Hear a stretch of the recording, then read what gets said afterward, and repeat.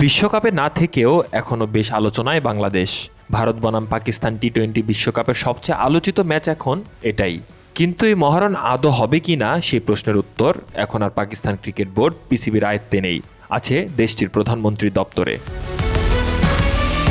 ভারতের বিপক্ষে ম্যাচ বর্জনের সিদ্ধান্ত এসেছে সরাসরি পাকিস্তান সরকারের পক্ষ থেকে। আইসিসির সঙ্গে দীর্ঘ আলোচনা শেষে পাকিস্তান ক্রিকেট বোর্ড এখন তাকিয়ে সরকারের দিকে।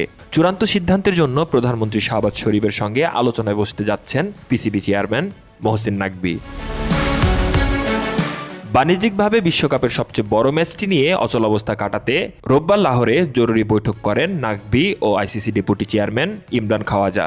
সেই বৈঠকে উপস্থিত ছিলেন বাংলাদেশ ক্রিকেট বোর্ডের সভাপতি আমিনুল ইসলাম বুলবুলও, যার উপস্থিতি নিয়ে এরই মধ্যেই তৈরি হয়েছে নানা প্রশ্ন। গণমাধ্যমের খবর, ম্যাচ খেলতে রাজি করাতে আইসিসিকে একাধিক শর্ত দিয়েছে পিসিবি। তবে শর্তগুলো কি তা নিয়ে রয়েছে ভিন্ন ভিন্ন তথ্য। আনুষ্ঠানিক ঘোষণা না আসা পর্যন্ত সেসব খোলাসা করে বলাও কঠিন। তবে এতটুকু নিশ্চিত যে 1-2 দিনের মধ্যেই পাকিস্তান প্রধানমন্ত্রীর সঙ্গে আলোচনার পর রোববারের ম্যাচ নিয়ে আসতে পারে চূড়ান্ত সিদ্ধান্ত।